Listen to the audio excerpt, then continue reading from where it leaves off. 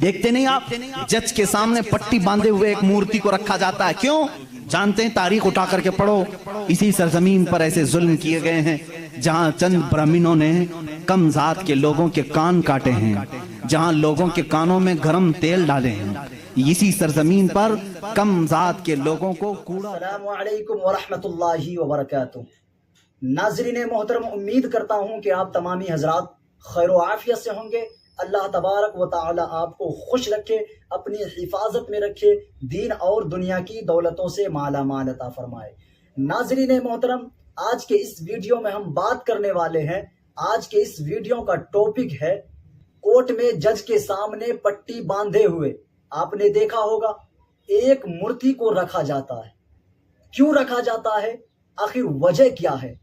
तो आज के इस वीडियो में हम इस चीज को क्लियर करने वाले हैं।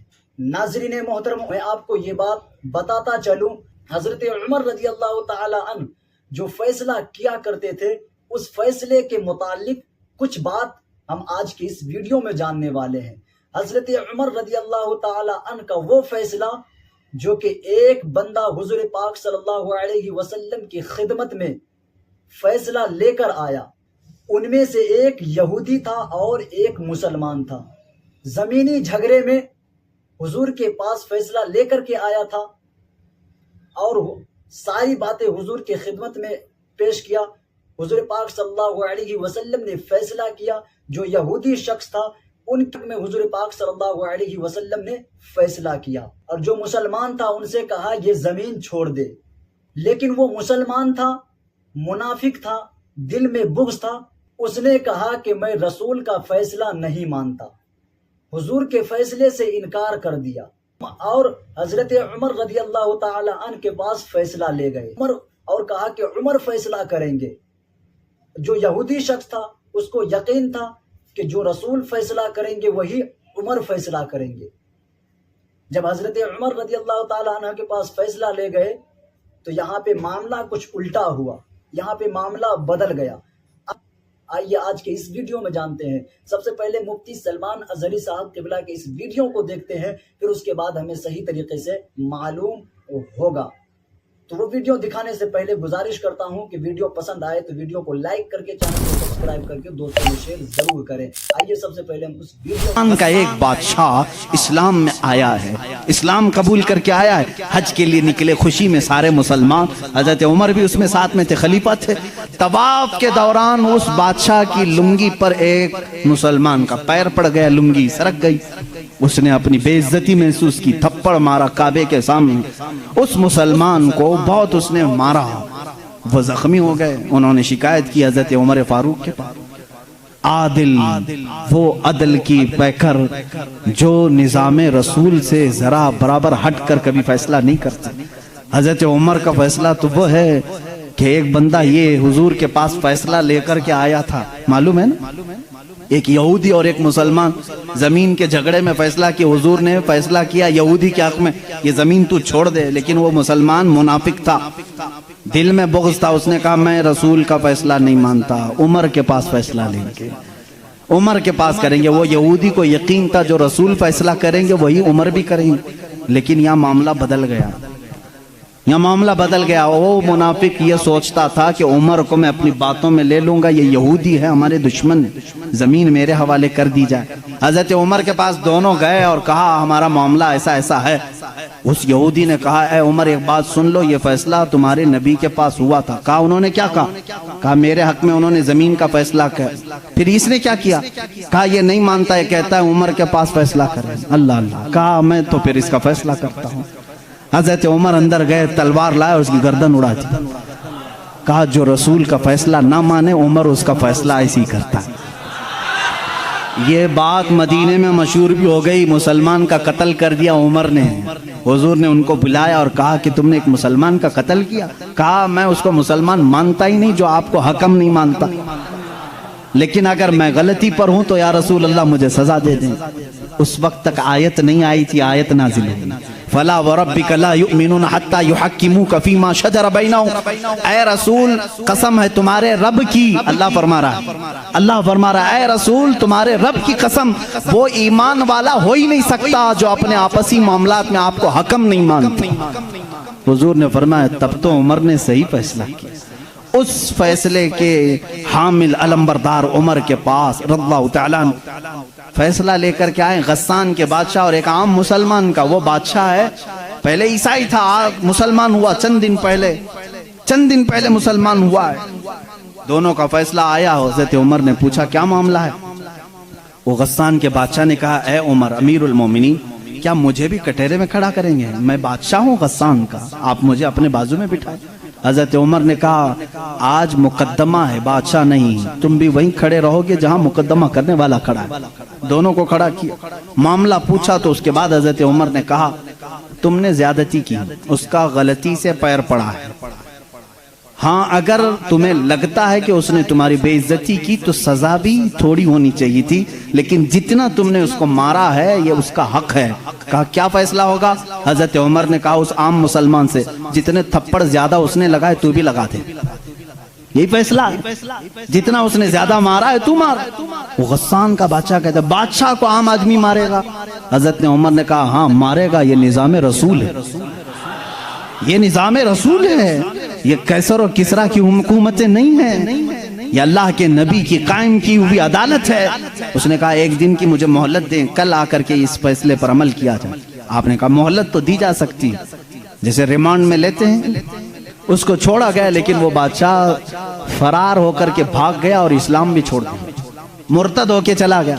हजरत उमर ने उस दिन कहा, कुछ लोग कहने लगे हजरत उमर उसके हक में बात करते तो बादशाह आज मुसलमान रहता। ऐसी कुछ बातें भोली भाली लोग करते हैं, ऐसा करते तो अच्छा होता, ऐसा नहीं करना चाहिए था। हजरत उमर ने जलाल में कहा इस तरह के 1000 छोड़कर जाएं तो जाएं, लेकिन निजाम रसूल का एक हर्फ भी मैं अपने हाथ सामने से जाने नहीं दूंगा।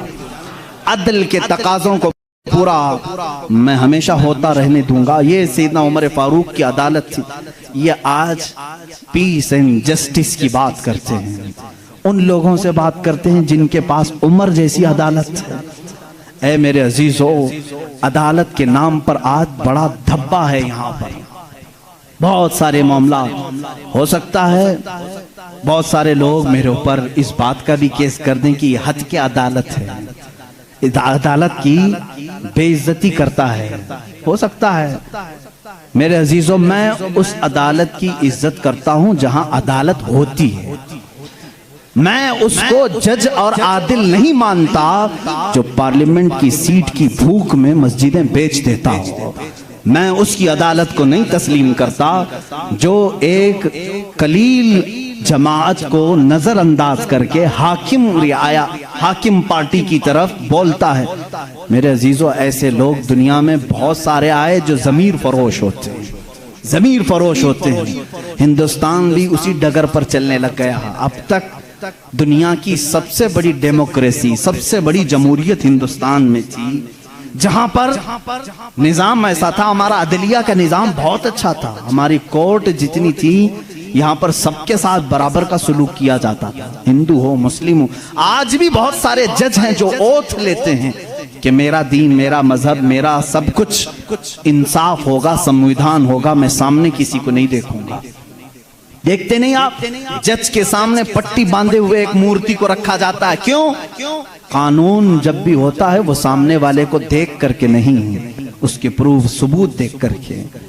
लेकिन यहाँ पर अब आम बच्चे को भी बेवकूफ बनाया जा रहा है। मैं इस बात की आवाज उठाना चाहूंगा, इस जुल्म को बंद करो, इस जुल्म को बंद करो। और ये डिक्टेटरशिप जो लाई जा रही है, इस जमहूरियत को खत्म करके, कत्ल करके, देखना चंद दिनों के बाद ये सारे निजाम खत्म करने की बात करेंगे। आज मुसलमानों के खिलाफ एक जहर फैलाया जा रहा है, इसी तरह चंद दिनों के बाद अब दलितों की बारी आएगी। इसलिए कि दलितों को भी एक आंख नहीं भाते, ये कभी पसंद नहीं करते।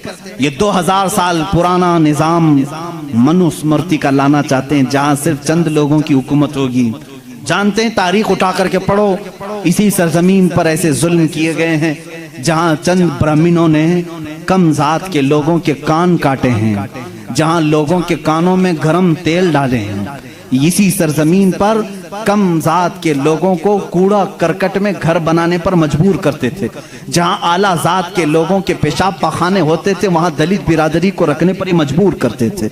हर एक के गले में रस्सी बांधकर एक मटका लटकाते थे कि थूकना है तो दलित जमीन पर थूक नहीं सकता, उस मटके में थूकेगा, इसलिए कि उसका थूक जमीन पर पड़े तो ये अपशगुन समझते थे। उस पूरे निजाम को, यहाँ पहले हिंदुस्तान में ये सारी चीजें चली हैं, कास्टिज्म, जात बिरादरी, ऊंच नीच के मामलात चलते रहे। लेकिन मैं समझता हूं कि हिंदुस्तान को जब आजादी मिली, भारत को जो आजादी मिली 1947 के बाद, सबों ने मिलकर के एक संविधान बनाया था, अदल इंसाफ का सब लोगों ने हलफ उठाया था, इसमें सबका हिस्सा बराबर का होगा, सब लोगों ने कुर्बानी दी है, सबके लिए निजाम एकसा होगा, बराबर होगा, और सबकी दीन का, सबके रिलीजियन का मान सम्मान किया जाएगा। लेकिन अब जो हालात हैं मेरे अजीजों, ये दूसरी डगर पर चल पड़े। अब यहाँ पर उस संविधान को ये खत्म करने की बात कर रहे हैं जो अंबेडकर की सरपरस्ती में बनाए गए थे, उसको खत्म करके ये नए संविधान की बात करने जा रहे हैं। चंद दिनों के बाद ये वोटिंग पावर भी खत्म करने की बात करेंगे। तुम सबको वोट देने का भी हक नहीं होगा, ठहरने की, उम्मीदवार होने की बात तो दूर है। मैं इस निजाम की खुल्लम खुल्ला मुखालिफत करता हूं और मजम्मत करता हूं, मैं मजम्मत करता हूं। हमारे लिए वही भारत और वही हिंदुस्तान अच्छा है जो हमारे बड़ों ने अपने खून की कुर्बानी से आजाद किया है। आप सब उसी भारत को तस्लीम करेंगे या नए नवेले भारत को? हम इस नवे नवेले भारत को जिस डगर पर ये ले जा रहे हैं, कास्टिज्म के पर, हम उसको नहीं तस्लीम करते। हम उस भारत को, उस संविधान को मानते हैं जहां अदल सबके लिए बराबर हो, सबके लिए बराबर हो। सुप्रीम कोर्ट को आजाद रखा जाए, वो सबके साथ बराबर का इंसाफ कर सके, चाहे वो तख्त पर बैठा हुआ आदमी हो, चाहे वो गरीब आदमी हो, सबके साथ बराबर का अदल कर सके। हिंदुस्तान ही की बात मैं अगर बताऊं, यहां पर एक बादशाह ऐसा भी गुजरा जिसके एक तीर से एक बच्चे की मौत हो गई थी, एक बच्चे की मौत हो गई। औरत जो बच्चे की मां थी वो मुकदमा कर दी चीफ जस्टिस के पास। उस वक्त के जो चीफ जस्टिस थे काजी सिराजुद्दौला, उन्होंने तलब किया बादशाह को तलब किया। इसी हिंदुस्तान की बात कर रहा हूं। औरत एक जगह खड़ी है, वक्त का बादशाह एक जगह खड़ा है। औरत ने कहा मेरे बच्चे को इनके तीर से मौत हो गई। बादशाह शिकार खेल रहा था, चूक के तीर लग गया। बादशाह ने कहा हाँ मेरा तीर लगा तो है, गवाह भी हैं, सिपाही भी गवाह हैं, औरत भी गवाह है। दो ऑप्शन होते हैं मौत के बाद, किसी का कुछ कत्ल हो गया, अनजाने में चूक कर अगर कत्ल हो गया, दो ऑप्शन इस्लाम देता है। उस औरत को काजी ने कहा तेरे पास दो ऑप्शन है, चाहे तो अपने बच्चे की मौत पर दियत ले ले, कुछ पैसे ले ले बादशाह से और उसे माफ कर दे, या